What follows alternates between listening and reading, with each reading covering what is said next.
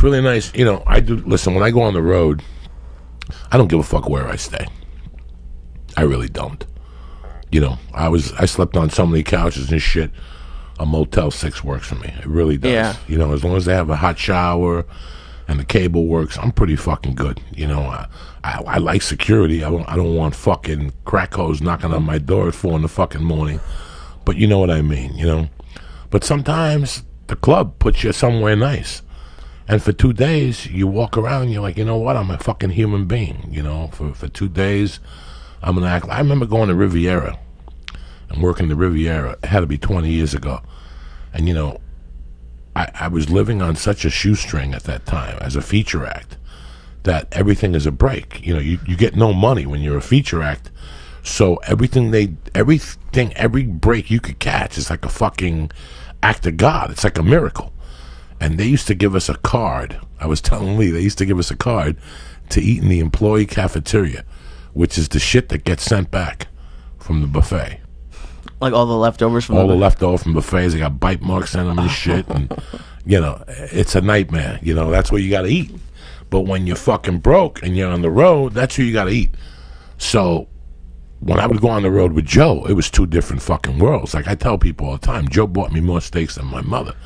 When you go on the road with Joe for the UFC or something, you stay at the best hotel, and, you know, he doesn't give a fuck about steaks or whatever the fuck. You get whatever you want on the menu. You eat like a doctor. That's why when I started hanging out with Joe, I started learning that you have to take care of yourself when the situation arises, you know, from time to time.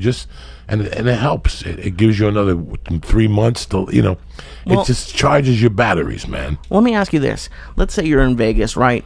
And you could stay at, I don't know, a Motel 6, which would be fine, or you could stay at the Mirage where the show is, let's just say. Would the show be better if you were at the Mirage in a comfortable hotel? Yeah, fuck yeah. No, listen, you want the least amount of movement. People think when I come to a town that they're like, they send me these suggestions for food, and they send me suggestions to do, and I appreciate it from the bottom of my heart. But I'm at an age right now and a point in my life and my career that when I go on the road, it's to relax. So I want the least movement as possible. I'm not going to go out to dinner before a show and burn myself out talking when I could just relax before the show. You know? Yeah, I need at the There's hotel. so many little fucking things that you need to do to take care of you. You know, I don't know what guest was on, maybe about a year ago, and we discussed what does it take to be you. It was very interesting. What does it take to be you? There was a time where it took a shower and a box of cereal and fucking a can of soda to be me, you know? And now comes a time where you have to actually get up, drink coffee, write a little bit, smoke a little bit, write a little bit, you know, eat breakfast, drink a protein shake, take my blood pressure medication. I gotta rub cream on my fucking rashes. I gotta rub baking soda on my fungi nail.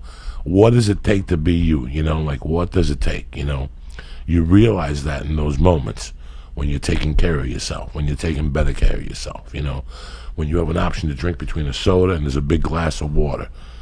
There's those little things. You know, 10 years ago, I would have just gone for the soda at whatever time it was and drank the whole bottle of fucking soda. You know, now you're going to go to sleep, you have to drink some fucking water, even though you're going to get up and pee in the middle of the night. There's just such a big difference when you take care of you.